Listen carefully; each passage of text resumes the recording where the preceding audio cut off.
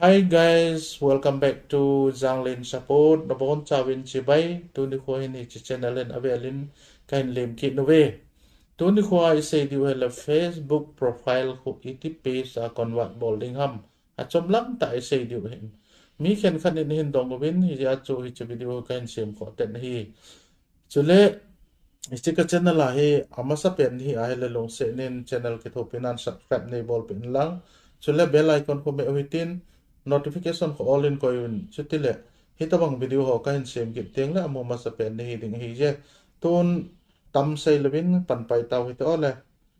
screen recorder chu ko on tan ton direct of Facebook ga lu ni to Facebook ga click in kate Facebook ka click tan bele chun hi chi hi profile a in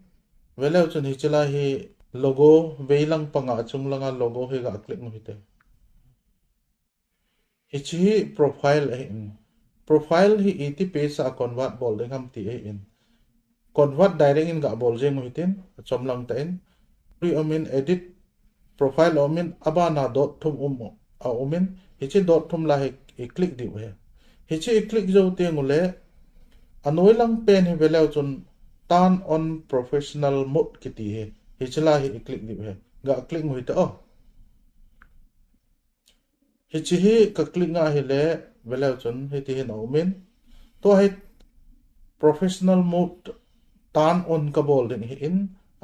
hi chun turn on ki sun blue color a hi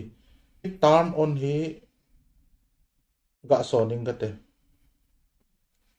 turn on professional mode ka son le hi ti hin hong tan tu a hi professional mode na turn on a hi ta je hi tun hin ve sa ki nung ka te be ngoi tin hi chi profile a tha lu noi tin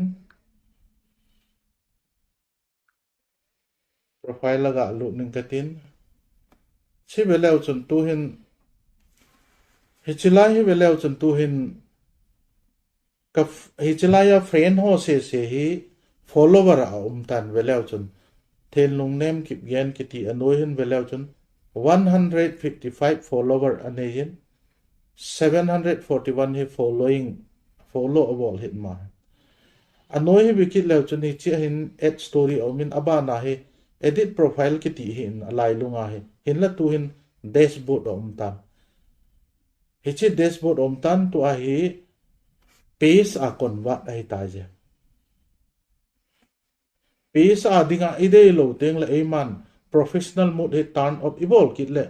profile a kit yang de hi chun tu hin page a convert ai tai ti chu iga se hin tin hi chan chu han lang page a convert bol dan profile page a convert bol dan ti chu isi mo chu next video la chu mo to ki tau te le tata bye bye